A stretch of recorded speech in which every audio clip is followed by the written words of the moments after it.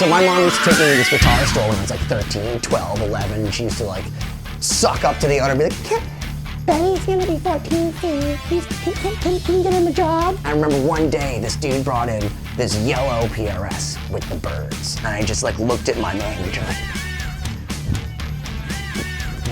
what's that? And the guy wanted $1,300 in like 1997. I'm like, $1,300? Now I know like that's basically enough to pay your like electric bill and maybe like half of your T-Mobile right now, but back in like 97, $1,300 was a lot of money. What? Who would play such a guitar? And I remember my manager saying, oh, well, Benny, those are guitars that you hang on the wall. Those are for like rich lawyers and stuff. And then I saw Primus, Larry, just playing a PRS. I'm like, what the fuck is that? And the dude from Silverchair and Chad from Nickelback. All of a sudden, there's a bunch of players just playing these guitars with these birds. And I was like, I'd seen Gibsons, I'd seen Fenders. But this was like, oh, but if you want to be a little bit cooler than everybody, if you want to have something a little bit more exotic, get a PRS. In fact, if you watch Back to the Future 2, Marty, the older Marty, is playing a PRS because it's the guitar of the future. Back in like 97, 96, PRSs were few and far between by comparison to what they are now. Point is that when I saw this, I said to myself, this is the guitar I wanted. And when I got signed when I was 17 years old to my first record deal, my manager brought me a 10-top custom 22 in blue with the birds. And I actually slept with my guitar when I first got it because I was just like, I've made it. I not only have a record deal and I can leave school and never have to do math again, I have a PRS with the 10-top and the birds. Well, I went a little bit crazy because when you're a kid and you like want something, and then when you're an adult and you work hard, scrubbing the floors and cleaning the toilets and doing all the things you have to, you eventually have a choice of either eating or buying a Paul Reed Smith. And as you can see, I'm relatively skinny.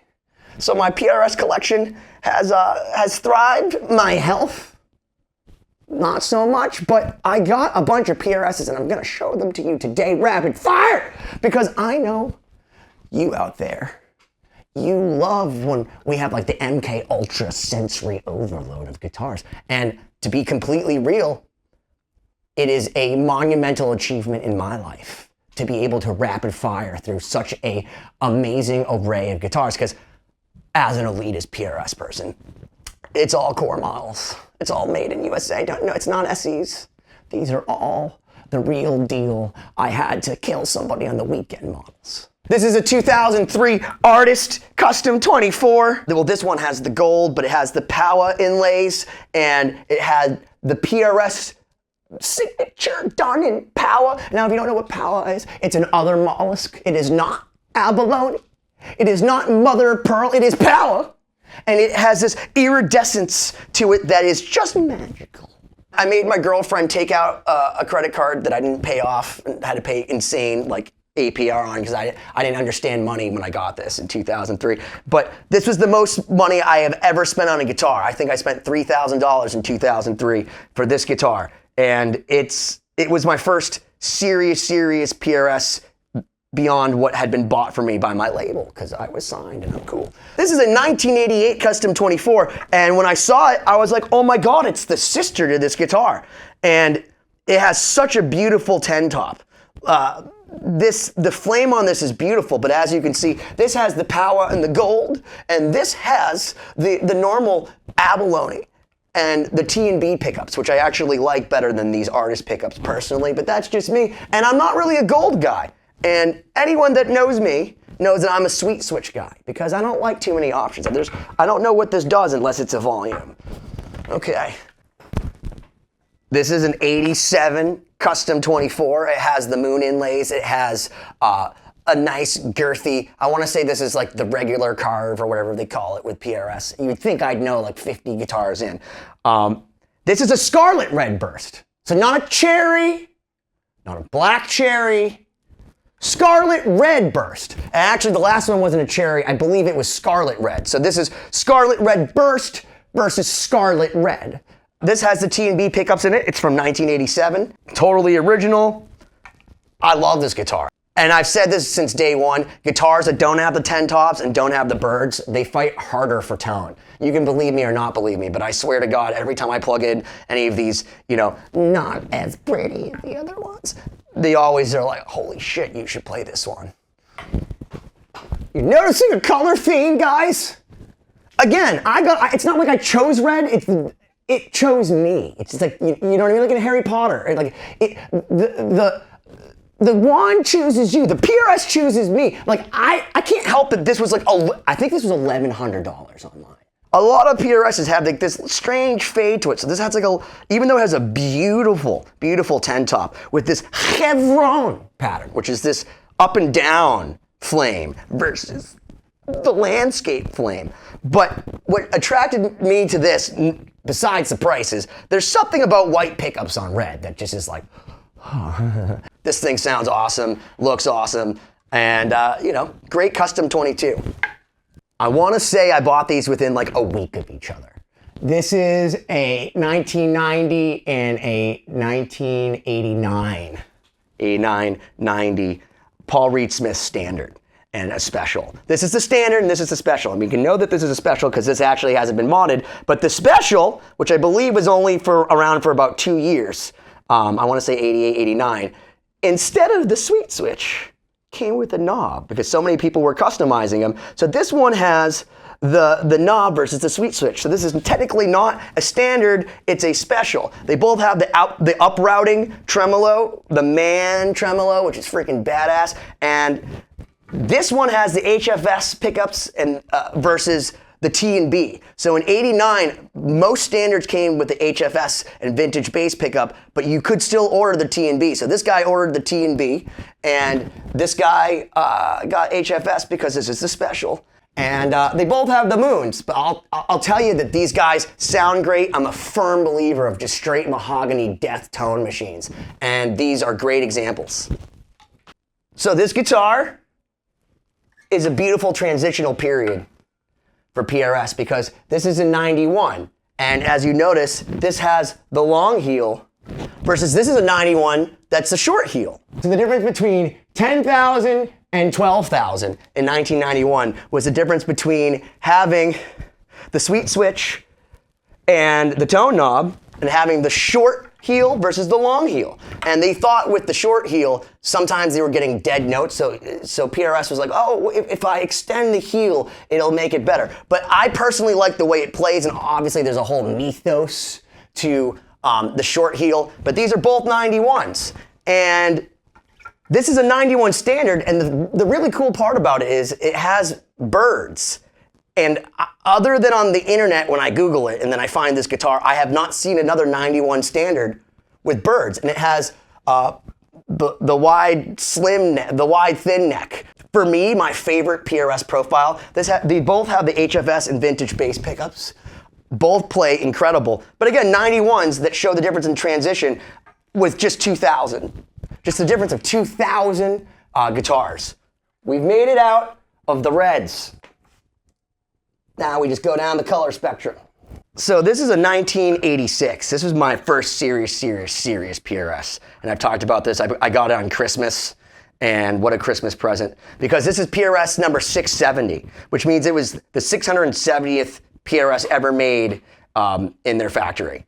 That's incredible. And I call it ghost eyes because, as you can see, when I talked to Paul Reed Smith, he's like, oh, it got rubbed off or whatever. There's some weird fading stuff. I have a bunch of 80s PRSs and they fade. Personally, I love it. I think it's cool. It's like the patina. But I know some people get like really upset because it's like, they have blue guitars and they turn to gray in a few years, or some of like the red ones, like my red one, it looks like it has cataracts. This has like a really cool feel to it. You can tell that this is like when they were just figuring stuff out. The neck is really, really comfortable. One thing I've noticed about these really early PRSs too is that there seems to be more of like a groove here and more space than the newer ones. It's just something I've noticed. Sweet switch T&B pickups, and this thing just sounds fucking righteous, dude. Here's another 91 Custom 24.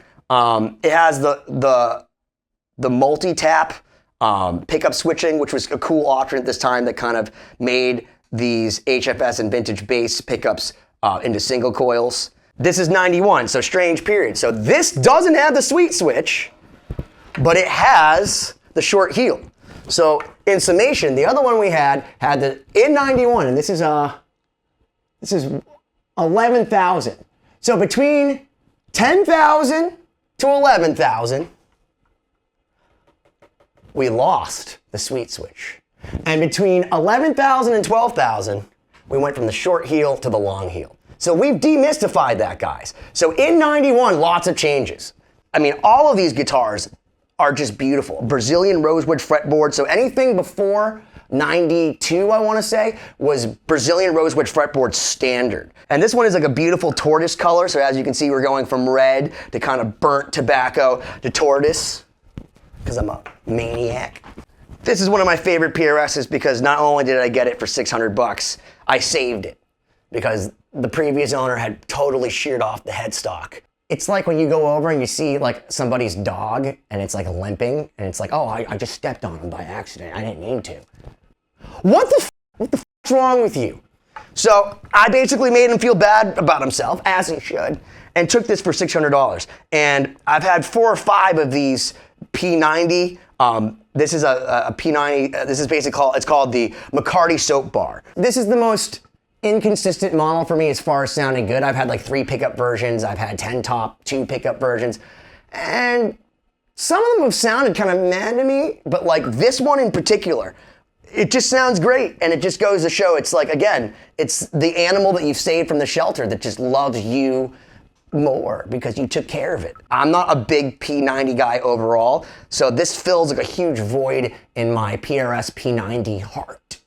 When I bought this, Guitar Center was blowing out their platinum room, and they didn't have one, they had 2 of these guitars. This is the 1980 West Street Limited, except when it came out, they only made 180 of them, and it had a Sapelli top with a little lizard, but a few of them. And this one is a 2010. Like, must have been special ordered, I think, for Guitar Center, because they had 2 of them, and they comes with T&B pickups. I have never, to this day, ever seen a covered T&B pickup, especially stock. And I've taken these out because I was so like, it can't possibly be.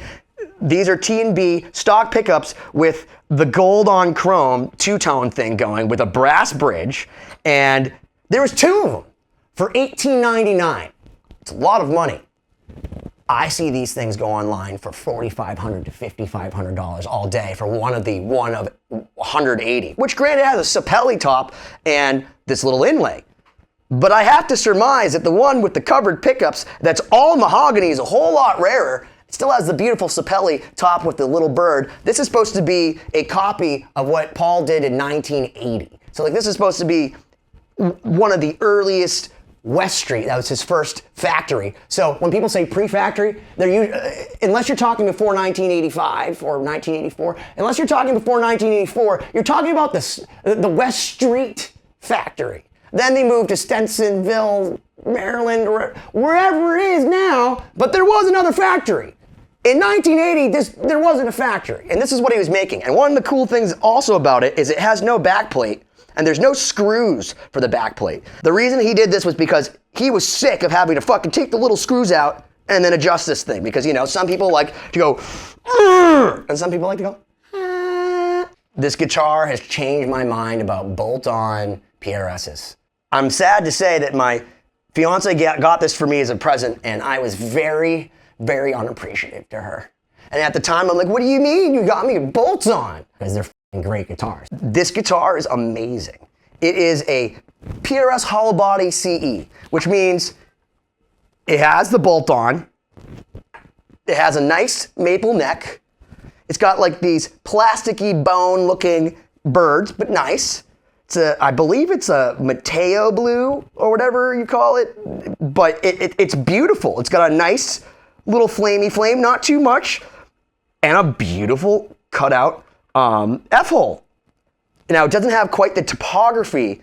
Like, that's one thing I've noticed, like with PRS, is like if you want to know like how much you're paying for it, it's like how much wood you're carving out. So this is like almost flat, but that's fine. It sounds amazing. These are like the 5815 pickups. I don't like that they're square because that's weird to me, but these things squeal and scream.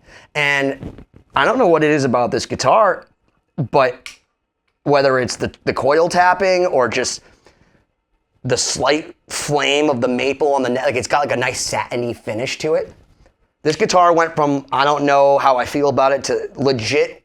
This is probably one of the PRSs I pull out and play most of the time. Like I play them all, but like this is one of my go-tos just because I know it always sounds good. And every single time I pick it up, it's like a surprise. It's like, surprise, it's better than the other $9,000 one you had that sounds like poo-poos. Why don't you smash that subscribe button already?